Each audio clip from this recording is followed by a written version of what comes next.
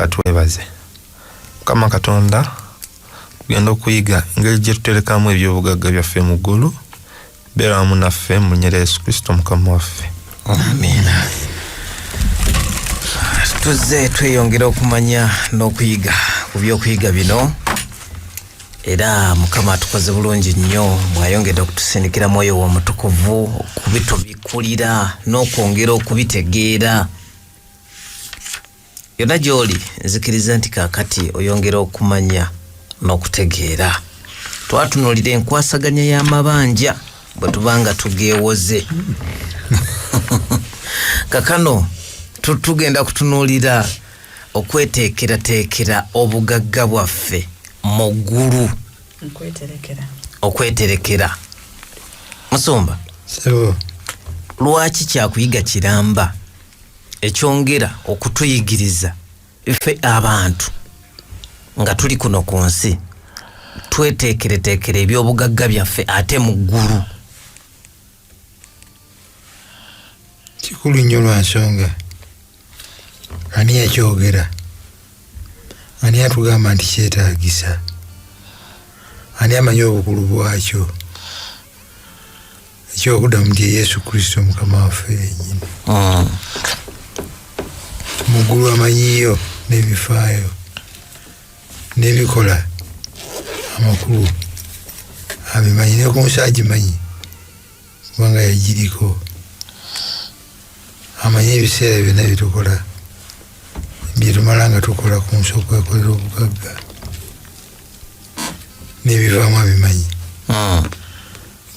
Bw'agatta knowledge eno kyava tuwa strategy esinga obulungi. Naga nti musimukole mufune obugagga naye mubukyuse mu currency, mufunemu obugagga obw'omuggu. Knowledge olw'obukulu bw'oyo kifuula subject eno enkulu ennyo gyetusanye okussaako essira. Tugigulawo n'ekibuuzo,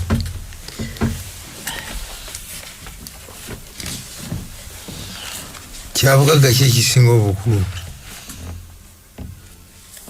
omuntu kyeyandisoose okutereka mu ggulu?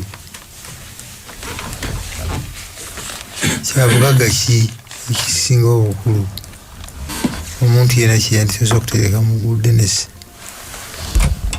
obulamu bwe. Obulamu bwe. Kyekyavuddemu olunyiriri lw'okujjukira. Nsaba mukyala buyita atusomere mu Luganda mu lesoni mwaliwa.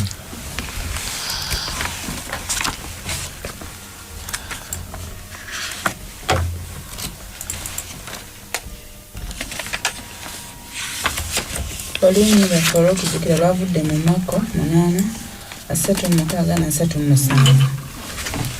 Kubanga kiri mugasa ki omuntu okulya ensi zonna n'okufiira obulamu bwe?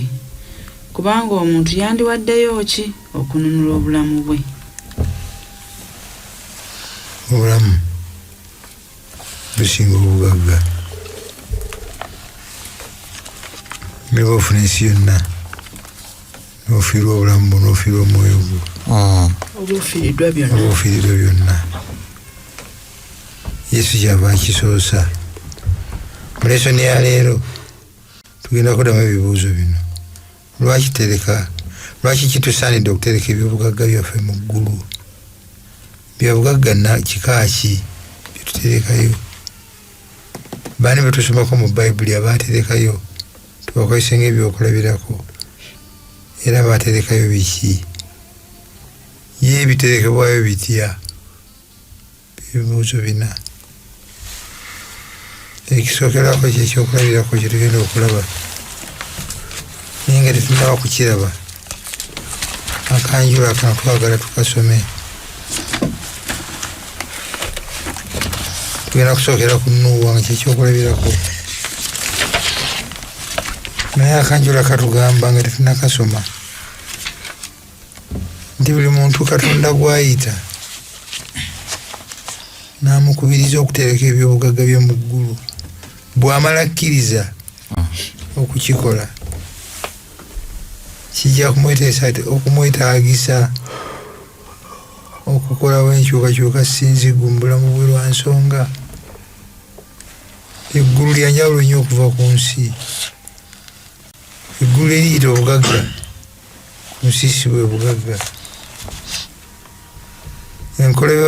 Enkolebwa y'obugagga ku nsi si kyekimu ne mu ggulu. Kalensi ezikozesebwa za njawulo. N'olwekyo akkiriza n'agamba nti kantegeke kanzikirize Mukama wange kyagambye nterekera obugagga mu ggulu. Emirundi egisinga bakkiriza aba yeewaddeyo okukola ekyukakyuka sinzigu. Nja kusaba omukadde Kiwanuka atusomereko introduction yaabo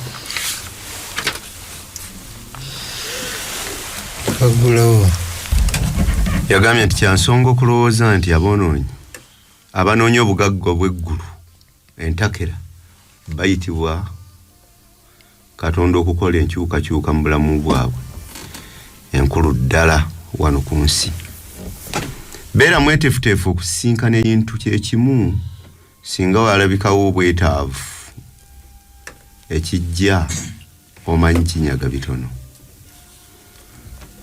Nowa yandiyize okumala ebiseera bye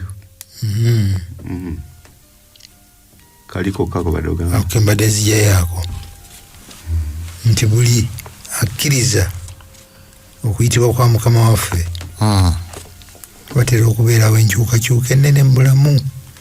Asookerako gwe lugenda okuyigako ye Nuwa. Sura y'omukaaga mu kitabo kya Lwereberye lunyiri olwokutaano okutuusa Lw'ekkumi n'ennya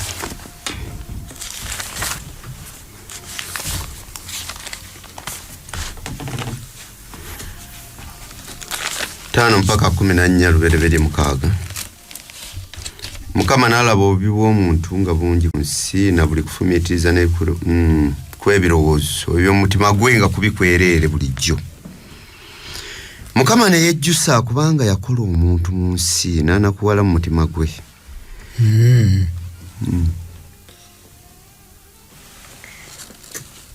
Koze ensobi.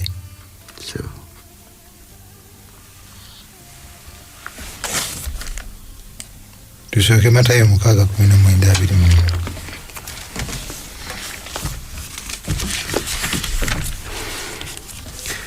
Yagambye temweterekeranga bintu ku nsi kwe byonoonekera n'ennyenje n'obutalagge n'ababbi kwe bakisimira ne babba. Naye mweterekerenga ebintu mu ggulu gye bitayonoonekera n'ennyenje newankubadde obutalagge so n'ababbi gye batasimira so gye batabbira. Kubanga ebintu byo we bibeera omutima gwo nagwo gye gubeera. Otuuse ku Lwabiri. Lwaki kikulu nnyo okutereka ebyobugagga byaffe mu ggulu? Lwaki kikulu ennyo? Okusinziira ku nsonga eziweereddwa mu lunyiriri 19. Teri nnyenje, teri bitalagge, teri babbi. Bwe mba mbiterese mu ggulu mu bufunze biba safe. Biba safe. Yes.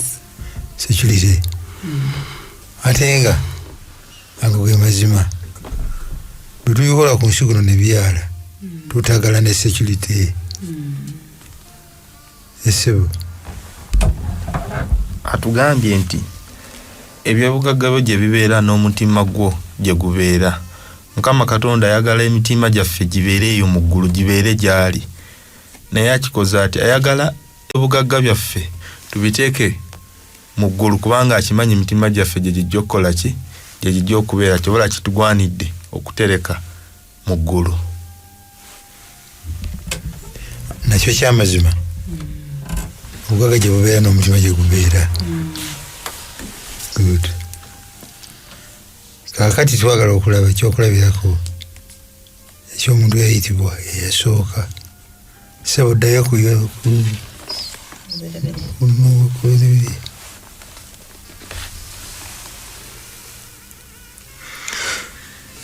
agambye Mukama n'alaba obubi bw'omuntu nga bungi ku nsi mu nsi na buli kufumiitiriza okw'ebirowoozo eby'omutima gwe nga kubikwereere bulijjo. Mukama ne yejjusa kubanga yakola omuntu mu nsi n'anakuwala mu mutima gwe. Mukama n'ayogera nti ndisangula omuntu gwe natonda okuva ku nsi okusookera ku muntu n'ensolo n'ekikola n'ekibuuka waggulu kubanga nejjusizza kubanga nabikola. Ne Nuuwa n'alaba ekisa mu maaso ga Mukama. Kuno kwe kuzaala kwa Nuuwa. Nuuwa yali mutuukirivu nga talina kabi mu mirembe gye. Nuuwa n'atambula wamu ne Katonda. Nuuwa n'azaala abaana basatu, Seemu, Kaamu ne Yosifeesi. Ensi neyonooneka mu maaso ga Katonda, ensi nejjula eddalu. Katonda n'alaba ensi ng'eyonoonese kubanga ekirina omubiri kyonna kyali kimaze okwonoona ekkubo lyakyo ku nsi. Katonda n'agamba Nuuwa nti enkomerero ya buli kirina omubiri etuuse mu maaso gange kubanga ensi ejjudde eddalu ku lwabwe.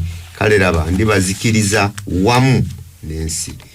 Weekolere eryato n'omuti ogwa goferi, osalemu ennyumba mu lyato, osiige munda ne kungulu envumbo.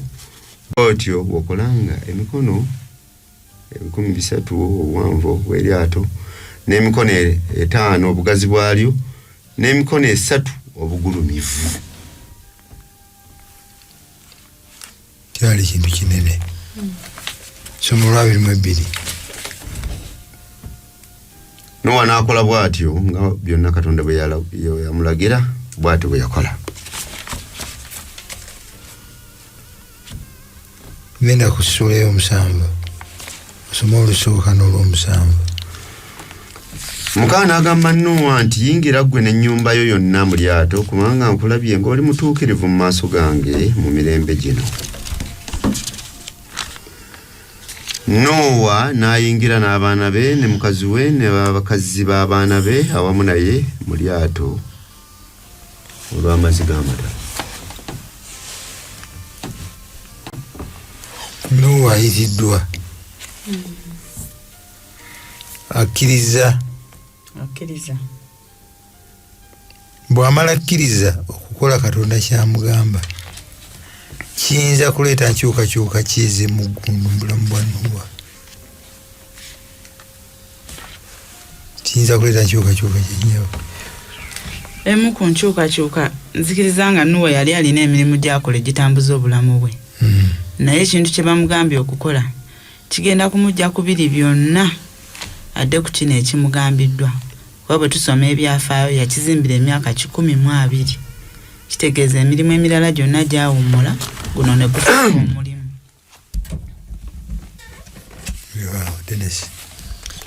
Nsomba n'ekimugambibwa okukola mu mbeera ezaaliwo, sayansi eyaliwo nga tekibangawo, nga ne bwakigamba balala tebasobola mukkiriza. Opposition yali y'amaanyi nti enkuba egenda okutonnya nga tekikola makulu mu bulamu bwabo bagamba. Enkuba tetonyangako. Eryato balizimbye ku lukalu, teriri ku nnyanja. Azimba musajja mukadde. Azimba musajja mukulu. Nga alinga nga zizinga. Basobola n'okumugamba nti ono obwongo bwe buwanyisidwa buteekwa okuba nga bukooye.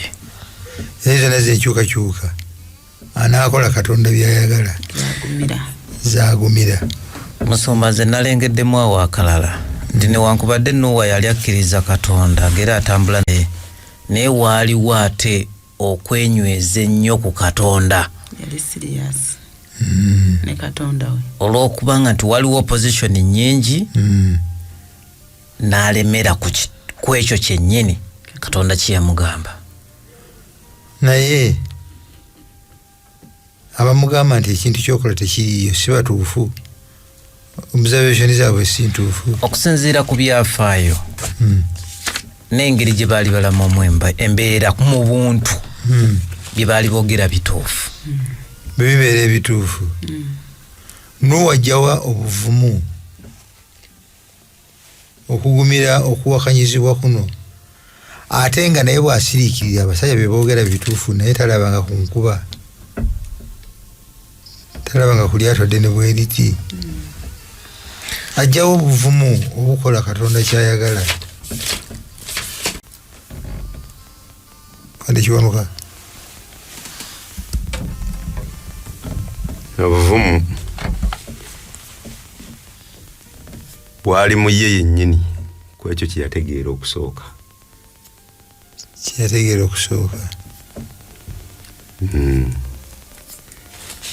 Oyagala gazi yako nyabo. Nyongerezaako nti obuvumu Nuuwa gyabujja yalina enkolagana ne Katonda we. Olunyiriri lwe lutugambye. So ye yamanya amugamba bw'afuna okwolesebwa n'akuteeka mu nkola kubanga amugambye amumanyi amutegeera bulungi amwesiga. Ate amaze naye ebbanga. Kuba olunyiriri kikulu nnyo ekyo bannange. Olunyiriri olw'omunana lwatugambye but Noah found favor in the eyes of the Lord.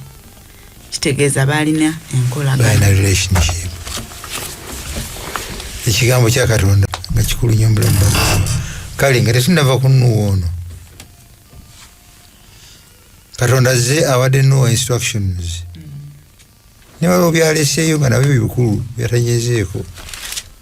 Nga kiki bannaye nga mumpeeyo ekintu kimu ekikulu nnyo mu kuzimba eryato lino okukola projekiti eno Mukama kyatanyezeeko.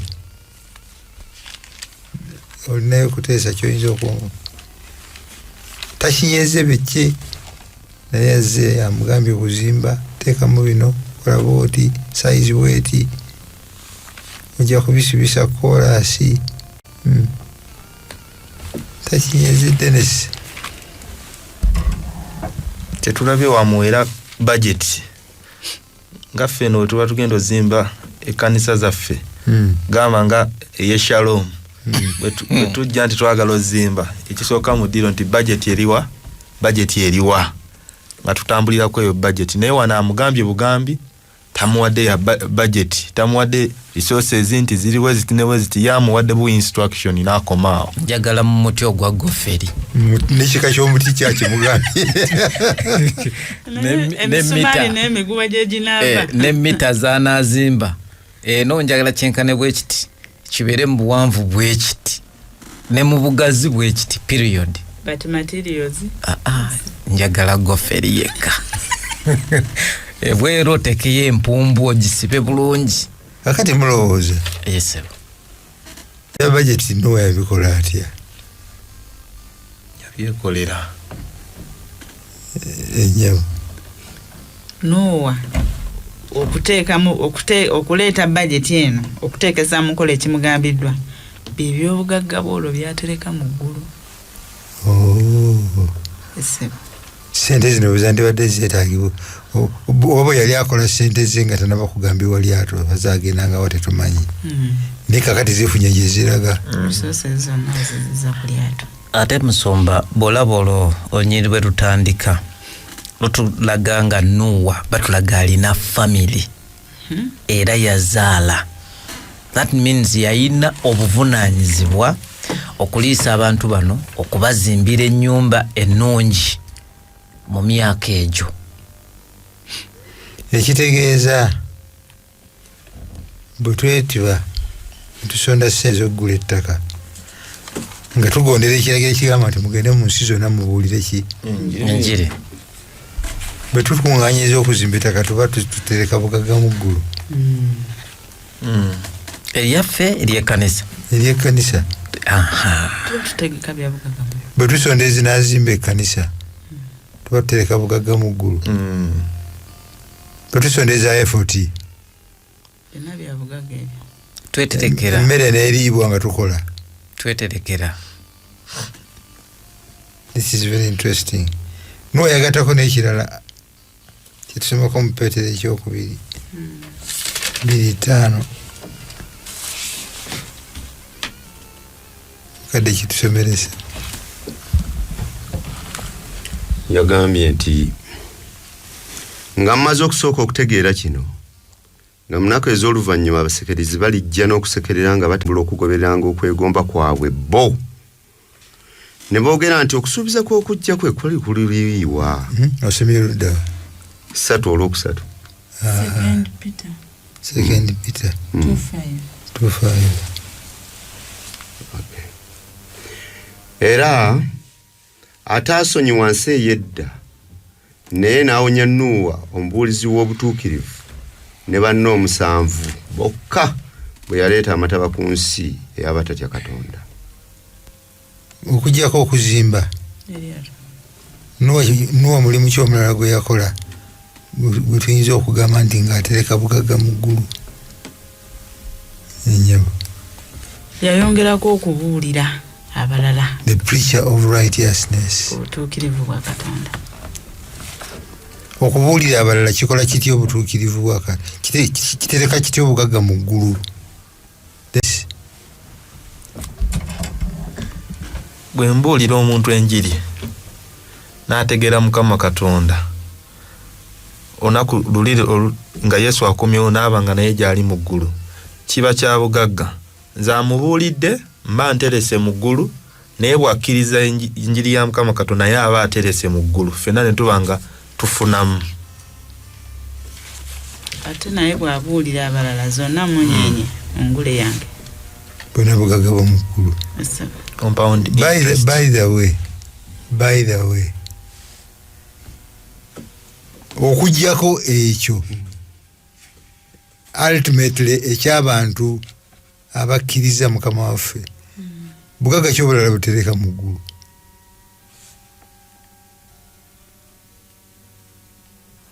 byetukola ku nsi kuno byanjawulo okutuuka ku ekyo naye okujjako ekyo ultimately ekikolererwa mukadde bugagga ky'obulala butereka mu ggulu okujjako ekyo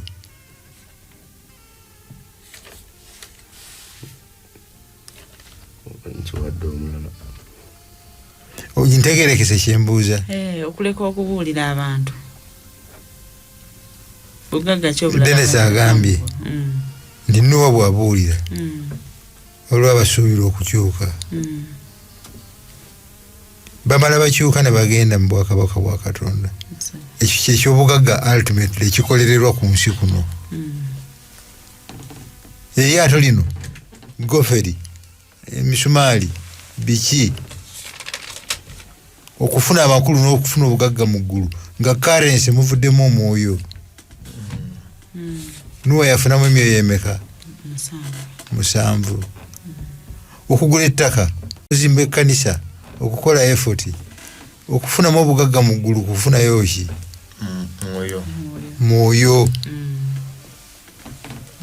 naye bwe tubikola ne tutafunayo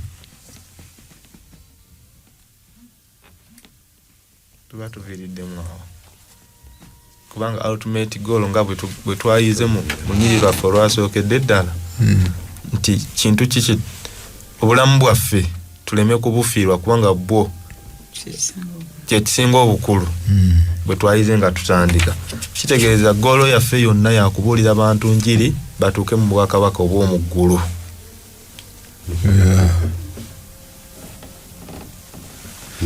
kakati bwe tusoma ku Nuwa ono tufunamu encouragement ki okutereka obugagga mu ggulu Nuwa yaterekayo ki eryato nga alimaze ekisookera ddala yaterekayo obulamu bwe ekyokubiri n'aterekayo obugagga bwe bugagga ki bwe yaterekayo yabutereka bugagga nga ki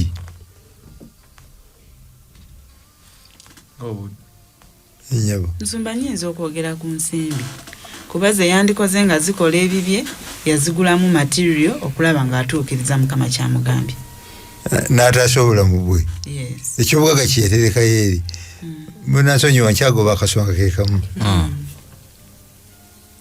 ekiva mu lyato lino lyonna lyonna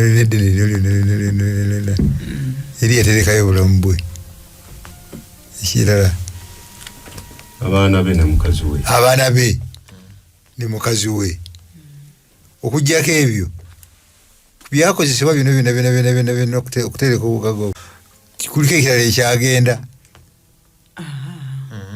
teri kirala kigenda mu ggulu currency zanjawulo eri ekoma wano mu ggulu currency emanyiddwa eyetaagibwa bulamu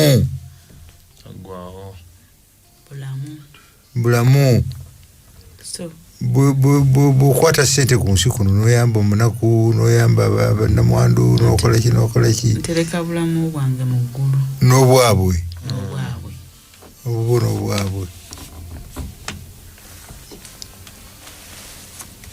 Ekino kyeyakola naffe kyetusaanye okumukuppako. Tugenze ku kyokulabirako ekyokubiri, naye ndowooza waliwo akantu kamu ketubuuse, olinako oyongerako?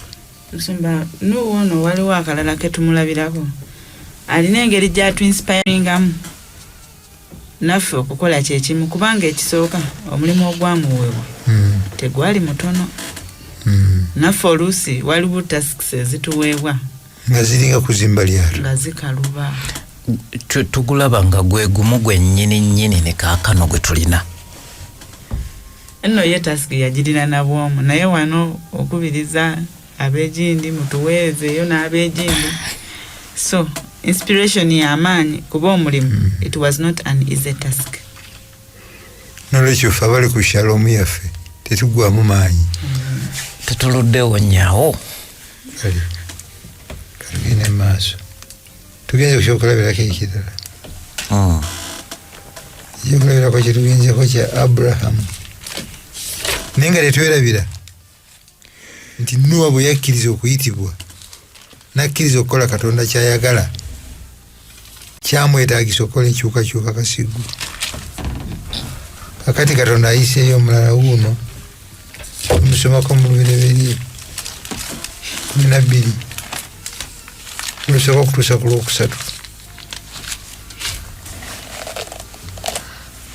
Mukama n'agamba Ibulaamu nti va mu nsi ya nnyo era wali ekika kyo n'ennyumba ya kitaawo, wangire mu nsi gye ndikulaga, nange ndikufuula eggwanga eddene era naakuwanga omukisa era naakuzanga erinnya lyo, era beeranga mukisa ggwe.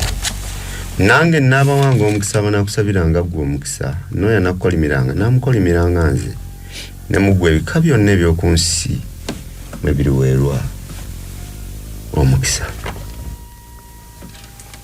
Genda ku Ebraniya 11:8.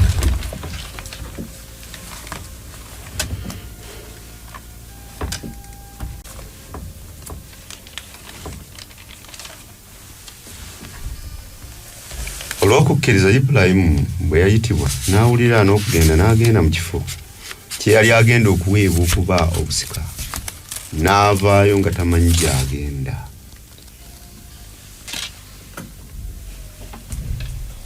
N'avaayo nga tamanyi gy'akola ki Gy'agenda. Denesi, Yes. Ibulayimu kyamwetaagisa nkyukakyuka ki? Mukama kye yamugamba yakikkiriza. Yakikkiriza. Ni yalina bye sacrifices yakola okukkiriza Mukama kye yamugamba. Okugeza yalina okuleka abantu be baakuliddemu, kalicha gyakuliddemu, ebyobugagga bye byatasobola kutambula nabyo, n'agoberera Mukama nga ne Mukama gyamugamba ogenda tabuulidde eyo. Okufaananako ne Nuwa, kiki ekyasikiriza Ibulayimu ku myaka 75 okukola ebintu bye twandiyise bitali reasonable, ebyokusituka obusitusi n'oleka mikwano gyo, eŋŋanda zo, amakaago, obuyumba bwe bapangisa buli wano muzimi. By that time nga musajja bwe yali mufunyi, ennyumba mwe yali asula. Teeka okuba nga yali y'amaanyi. Kiki ekyasikiriza Ibulayimu? Eyamuyita yali amutegeera, yategeera yali amuyita, yali amumanyi, yali alina enkolagana naye. Kiddayo ku Nuwa ne kikomawo ku ffe, enkolagana ne Katonda kikulu nnyo mu kusalawo oba naatereka ebyange wa muggulu. Ibulayimu n'aleka byonna. Okay.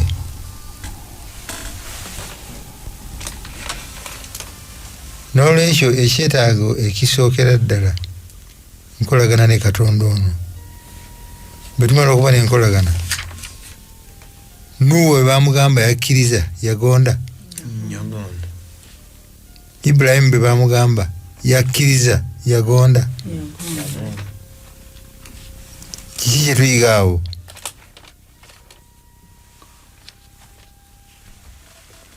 Okugondera ebiragiro bya Katonda nakyo tuba tuterese ebyobugagga byaffe mu ggulu. Wekyo okulabirako singa Nuwa teyagonda. Singa Nuwa teyagonda yalibadde tatereka kubanga naye yalibadde mwaba bakola ki? Abazikirira. Ibrahim singa teyagonda yesebo mukadde. Ku Nuwa enteekateeka ya Katonda yandibadde ekomyawo. Yes. Ate era ne ku Ibrahimu banga amugambye nti muggwe amawanga gonna mwe gagenda okuweerwa omukisa. Singa yagaana okugonda weewaawo osanga yandifunye enteekateeka endala. Bwe tugaana Katonda akola enteekateeka endala. Bwe tugaana okugonda tuzikirira naye ne tuleetera n'abalala okuzikirira olw'okugaana kwaffe. Abatuwuliriza kikulu nnyo. Ekimu ku kkubo eritereka obugagga mu ggulu kugonda entandikwa. Ibrahim saddaaka ki kweganyisa ki okusinga obukulu kwe yakola? Bugagga kya bugagga ki ekisinga obukulu kye yatereka mu ggulu?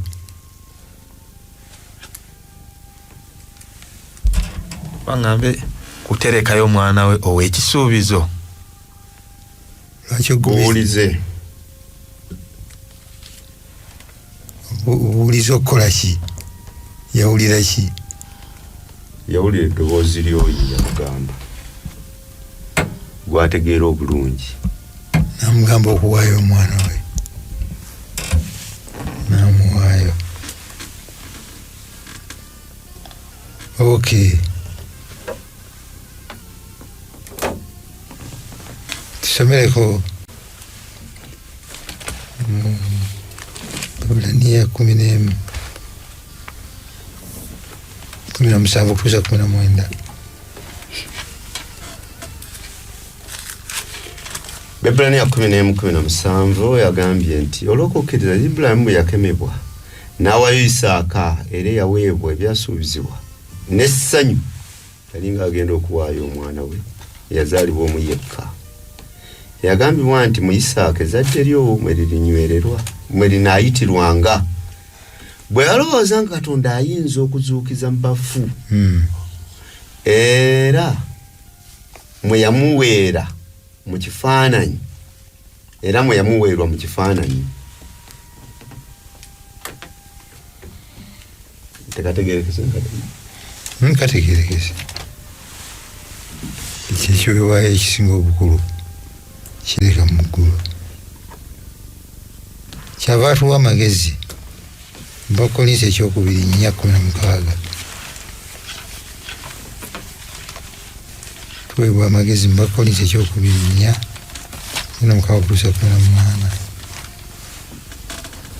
16 yagambye kyetufa tulema okuddirira naye newankubadde ng'omuntu waffe ow'okungulu nga ggwawo naye omuntu waffe ow'omunda afuuka mujja bulijjo 2 kubanga ekyokubiri 4:16 okutuusa 18. Okay.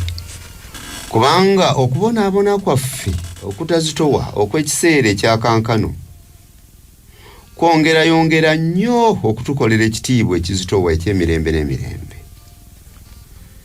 Ffe nga tetutunuulira ebirabika wabula ebitalabika, kubanga ebirabika bya kiseera naye ebitalabika bya mirembe na mirembe. Nuwa biki ebitalabika bye yatunuulira? Nuwa biki ebitalabika bye yatunuulira ye ng'alinga abiraba? Amataba ye ng'agalaba bane tebagalaba. Ibulayimu biki bye yatunuulira ye ng'abiraba abalala tebabiraba? Omukisa guno Katonda gwagambye nti mu mawanga gonna agenda vamu bwagagenda okuwera omukisa nga yagalaba naye nga abalala tebakiraba. Agalaba wa myaka emeka? 75. Omwana ali luddawa? Naye amulaba ndi nakkiriza olw'okukkiriza nti nekimubalira okubeera obutuukirivu. Kale Mukama atubeere naffe tulabe, tuteeke amaaso ku bitalabika naye nga ffe tubiraba. Tugenze ku kyokulabirako ekyabalonda okutereka obugagga ku nsi n'ebivaamu. Lubereberye 13 kyetusanga omusajja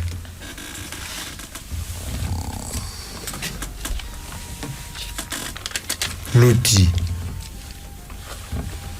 kuteesa Luti yaani?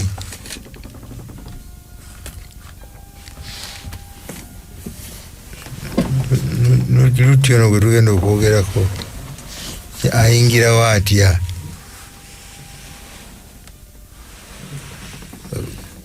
Mukadde kyono kakuyambeko. Luti yali mutabani wa muganda wa Ibrahim. Ya. Oba otandikira. Byonna biweddeyo. Ibrahim bw'ayitibwa agende mu nsi nyabo yongerako awo. Nga mutabani we agenda ne taata we. Kubanga yabalaabalamu. Taata gwe bayise emyaka gigenderedde. Ate taata mu by'emmaali teyali wa kusabirwa. Ate taata gwe bayise talina mwana. Gy'alaga biyinza n'okuloka okusinga bwe biri kati. Senga bukyenkya nga taata taliiwo, ebirose bino biddawa. Kale taata bwe bamuyita Luti ng'agamba nja kugenda ne taata. Kiyinza okubanga bibimu ku birowoozo byali mu mutima gwe. Esebo. Kale esebo. Ibrahim ate yali talina bujja nti Luti we yatambula naye. Luti yali yamulabamu engeri ey'ekisa nti asobola okugaggawalira ku ye. Abazadde abalala tebafaayo ku baana baabwe. Bakasitanze n'ebintu byange. Ne Luti ne Ibrahim bonna buli omu yabeeranga n'ebyobugagga nga bibye ku buki.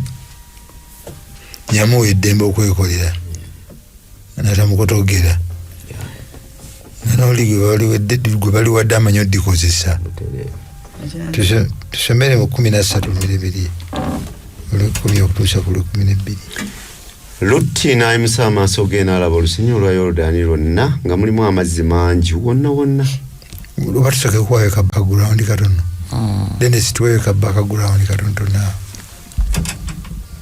Luti ne Ibrahim bwe baava eri mu nsi gye baalimu bajja n'amagana, ente, biki ebyo byonna.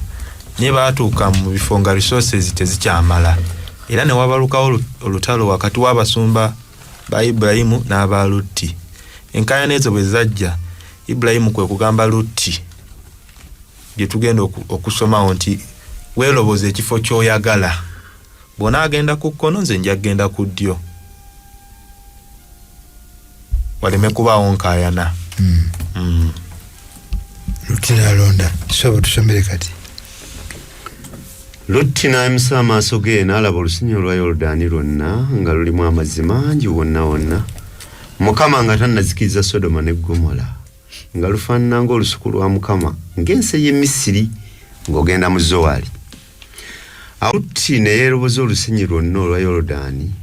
Luti n'atambula ebuvanjuba ne baawukana bokka na bokka. 12. Ibrahim n'atuula mu nsi eya Kanani ne Luti n'atuula mu bibuga eby'omu lusenyi. Najjulula eweema ye n'agituusa e Sodoma. N'abantu ab'omu Sodoma baali babi era nga boonoonyi nnyini mu maaso ga Mukama. Oba bwe kiri. Luti mutabani wa Ibulayimu alina ekyokulabirako ekirungi bwe kiti. Lwaki aseetula weema ye n'agisimba okuliraana ne Sodoma?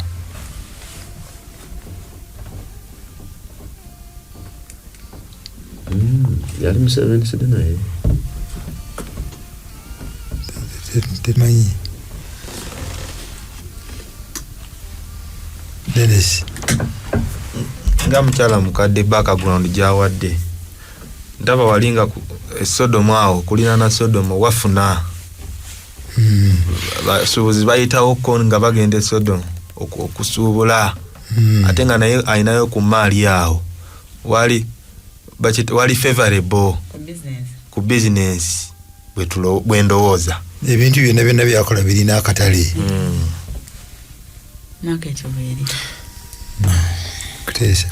Nsomba nze nno nakitunulidde mu ngeri Lutti omusingi gwe yafunirako byalina kwali kwerowoozaako nga ye kwe kwagala asembere ne bino ebyobugagga byalina ku bantu abalala okwongerako nga ye, so si nga Ibulayimu nti ye ensibuko y'obugagga bwe kwali kweyongera kusemberera Katonda. Ye ensibuko ye yali kusemberera abantu kwongera kugaggawala nga bwe yasemberera ani taata we. Musumba tulaba Lutti ono ng'ajjulula weema ye n'agiteeka okulinaana Sodoma. Naye ne gye tuli eno leero naffe oluusi tuyambako ku mulaba okutukozesa decisions enkyamu nga twongera okusemberera obwonoonefu mu ky'okusemberera Katonda. Kino lwankyogerera kubanga siina baana bato. Bwe mpulira ebigenda mu maaso olwaleero mu ggwanga lyaffe ne mu nsi byeraliikiriza bitiisa. Number 1. Number 2, kizibu nnyo n'okuzuula essomero ettuufu okutwala omwana wo. Naye suubira nti omuzadde alinga Ibulayimu yandifubyeko, yandigezezzaako mu kunoonya essomero erisuubirwa nti wano kalekaleko. Naye Lutti ezo size zaali konsaani ze to start with. Lutti konsaani ze endala. Ekimu ku biraga nti obulamu bwa Lutti bwali bunafunafu kiki ekiraga nti obulamu bwe bwali bunafunafu nga nakino tekinnaba kubeerawo by'omwoyo kiwanuka. obulamu bwali bunafunafu okusinziira ku taata we kye yamugamba okusalawo.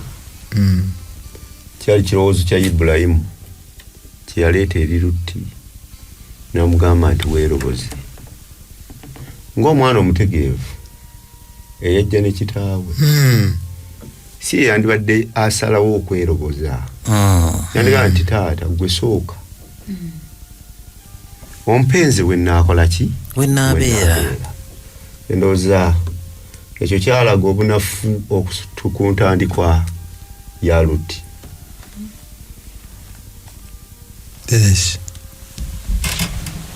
Nsumba n'ekirala nti atambudde ne Ibulayimu era ategeera nti Ibulayimu alina enkolagana ne Katonda nga bwe baali mugambye nti weeroboze. Tetulabyeko bwe yeebuuliza ku Mukama nga bwe ateebuuziza ku Ibulayimu nti owaaye gwoloza ntwalewa, ne Mukama tamubuuzizzaako kuba Mukama abakwebuuza ku Mukama teyali mugambye genda Sodoma kubanga ate gye baava waaliyo obusabizi ate tasobola mutwala mu busamize bulala. Kyekyabajja e Babuloni.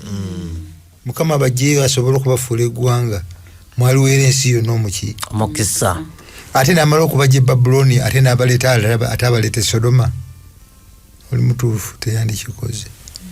Ekitegeeza obulamu bw'omuntu ono bwali bulagajjavu ku ddenja zo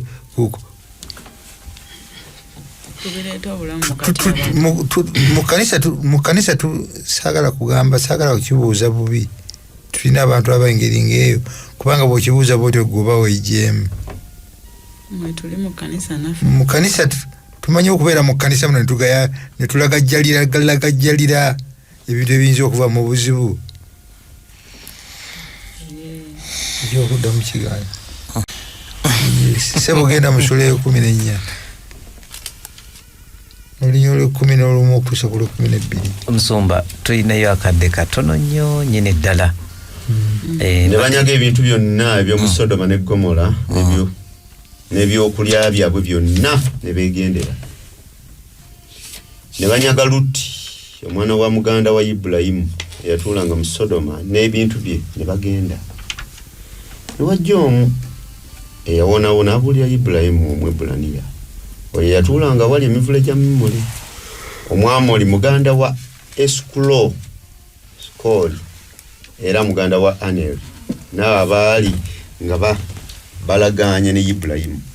Ibulayimu bwe yawulira nga banyaga muganda we n'agenda n'abasajja be abaayigirizibwa okulwana. So tulekerawo olw'obudde awo kye twafunyewo nti eyakuba ensiisira z'okulinaana Sodoma tugenda okutuuka wano nga yayingira dda ali mu Sodoma munda mwennyini ali mu Sodoma munda takyatya nakutya tatya denja kasita facilities weeziri lwali liri kumpi amasomero malungi mangi amazzi gyekyo amazzi considerations zonna ziri distorted spiritual life teyagifaako n'ekiriddirira mu bulamu obw'omu maaso teyakifaako tulabye nnyo olw'obudde naye tumale gasomayo mu lusula e19 mukadde tuwalabulire olunya olusooka awo Lubereberye 19 agamba nti ne bamalayika babiri ne batuuka e Sodoma akawungeezi ne Lutti yali atudde mu mulyango gw'e Sodoma. Lutti n'abalaba n'agolokoka okubasisinkana n'avuunamira amaaso ge n'ayogera nti laba nno bakama bange mwekoolobye mbeegayiridde mu nnyumba ey'omunda wammwe musule okukeesa obudde munaabe ebigere mukeere enkya okugolokoka mwegendere. Ne boogera nti nedda naye tunaasula mu luguudo okukeesa obudde. N'abawaliriza nnyo ne beekoolobya ewuwe ne bayingira mu nnyumba ye n'abafumbira embaga n'ayokya omugaati ogutazimbulukuswa ne balya. Naye nga tebanneebaka abasajja ab'omu kibuga ab'e Sodoma ne bazingiza ennyumba abato era n'abakulu abantu bonna nga bavudde mu bifo byonna. Ne bayita Lutti ne bamugamba nti abasajja bali luddawa abayingidde ewuwe ekiro kino obafulumye gye tuli tubamanye.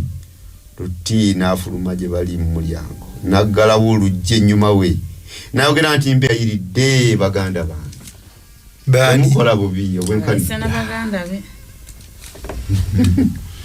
Laba nno nina abaana abawala babiri abatamanyanga musajja kambafulumye abo gye muli mbeegayiridde nammwe mubakolenga bwe kiri ekirungi mu maaso gammwe. Naye abasajja abo temubakola kigambo kubanga batuuse wansi w'ekisiikirize kyakasolya akange. Ne boogera nti vaawo ne boogera nti olusajja luno olwayingira okuba olugenyi naye ekirugwanira okuba omulamuzi kaakano tunaakukola gwe obubi okusinga abo. Ne bamuyingiza nnyo ne bamunyigiriza nnyo omusajja ye Lutti ne basembera okumenya oluggi. Naye abasajja ne bagolola emikono ne bayingiza Lutti mu nnyumba mwe baali ne baggalawo oluggi. Ne baziba amaaso g'abasajja abaali ku luggi abato era n'abakulu n'okwekooya ne beekooya nga banoonya oluggi. Abasajja ne bagamba Lutti nti olina natewa n'abalala mukoddomiwo n'abaana bo ab'obulenzi n'ab'obuwala ne bonna b'olina mu kibuga bafulumye mu kifo muno kubanga tunaazikiriza ekifo kino kubanga okukaaba kwabwe kweyongedde nnyo mu maaso ga Mukama era Mukama yatutumye okugisikiriza. Lutti n'afuluma n'ayogera ne bakoddomi be abawasa abawala be n'agamba nti mugolokoke muve mu kifo kino kubanga Mukama anaazikiriza ekibuga naye yalinganga asaaga eri bakoddomi be. We bwakyenkya bamalayika ne bamwanguyiriza Lutti nga boogera nti golokoka otwale mukazi wo n'abaana bo abo bombi abali wano oleme okuzikirizibwa mu butali butuukirivu bw'ekibuga. Naye n'alwa abasajja ne bamukwata ku mukono gwe ne ku mukono gwa mukazi we ne ku mukono gw'abaana be abawala bombi. Mukama ng'amusaasira ne bamugyamu ne bamuleeta ebweru w'ekibuga. Kakati mwagambye nti wrong choice zitandikira luddawa kiwano kwogambye nti wrong choice esooka buteebuuza ku kitaawe. Dennis n'agamba nti wrong choice ey'okubiri teyeebuuza ku Mukama. Wrong choice ey'okusatu kwekukola selfishire nalaba wasava wonna ye ne yeeronderawo nga consideration nga bwe mugambye abirabira mu mufuna. Wrong choice ey'okuna gye mugambye n'agenda akuba ensiisira y'okulinaana n'ekibiri. Fifth choice oyingira weba neva ebweru nekola ki neyingirira ddala wennyini. Sixth choice erwa efuuse ki kati family Sodom eri mu nnyumba ye. Kati Sodom eyingirira ebweru eri munda n'aba Sodom abayise baganda bange begayiridde ate era naye akkiriza bye bakola. Wokkiririza okuwaayo muwala wo ebweru agasola ago enkola oba wagikkiriza era ng'omanyi naawe oba ogikola. N'abakulu abakulu abawala babasooka bafumbirwa baki bali basodomu bafumbirwa basodomu. Gye tutasomye Katonda ajja kumuwalabula amukwate ku mukono bukwasi ku kifuba ne mukazi wa muganda nti yambuka ku lusozi otaasa obulamu. N'akaayana nti sijja genda ku lusozi ntangiyingira ekibuga kino ekirala kino ekiriwo ko Katonda mbadde wakukizikiriza naye nakyo kankireke yingira omwo. Ekibuuzo kiri nti lwaki Katonda alokola omuntu omuseegufu omuntu atokomosebwa ati Katonda alokola waaki? Tetulinaawo kabonero konna nti yeenenyezza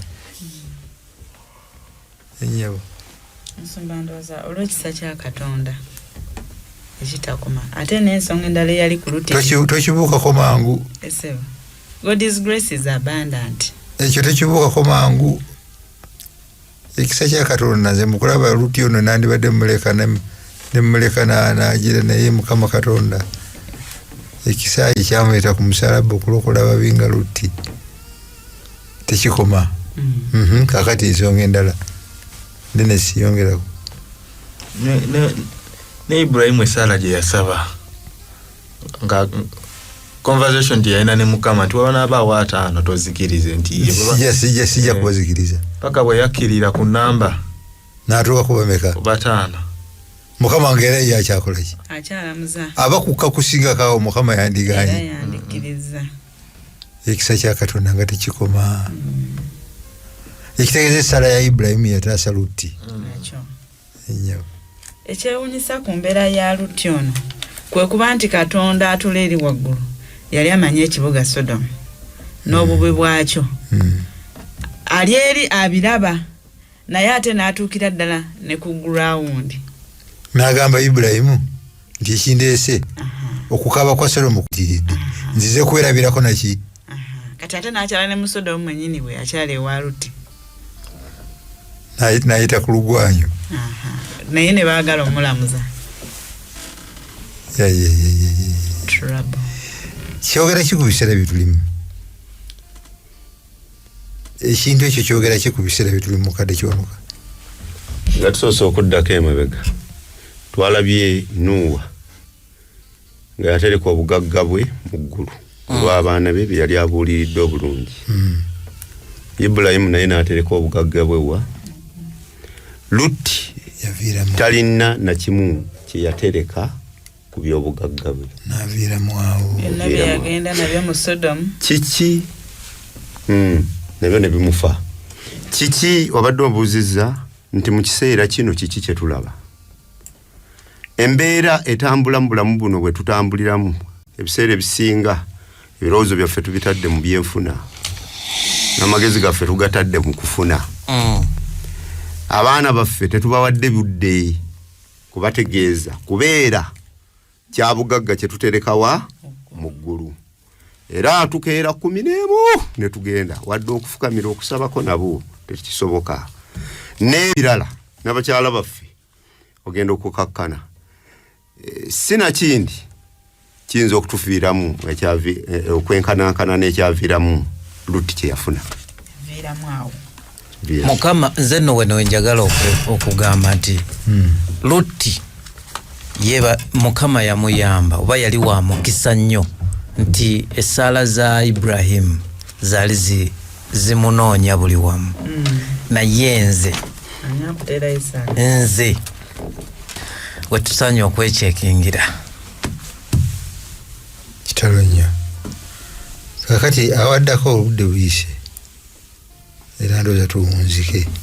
Musumba kubanga addako abadde Yakobo. Ne Yakobo yakola ensobi nga Lutti bwe yakola ki? Ensobi. Wrong choices. Yakobo yazaalibwa mulonde. N'akimanyaako okuyita mu bazadde be. Naye obulonde buno yalaba Katonda abulwisizza. Ne yeegata ne nnyina. bayiseewo. Ne babuyisaawo mu ngeri yaabwe. Ne buvaamu obulabe waddusa Yakobo okuvaawa ewaabwe. Si ye yeeronda. Katonda ye yamulanga nga bukyali. Ye yamulonda ye yandibadde amutuusa bukulu bwe bukulu. Naye n'akola ensobi eyamuviiramu ebizibu ebikaawe wa Labbaani. Naye obulamu bwa Yakobo bumala bulungi, buwunzika bulungi. Obulamu bwa Lutti okuggyako essula e19 mu kitabo kya Lubereberye tetunee tubuwulirirako walala. Azikira buzikizibe zip. Njawulo ki?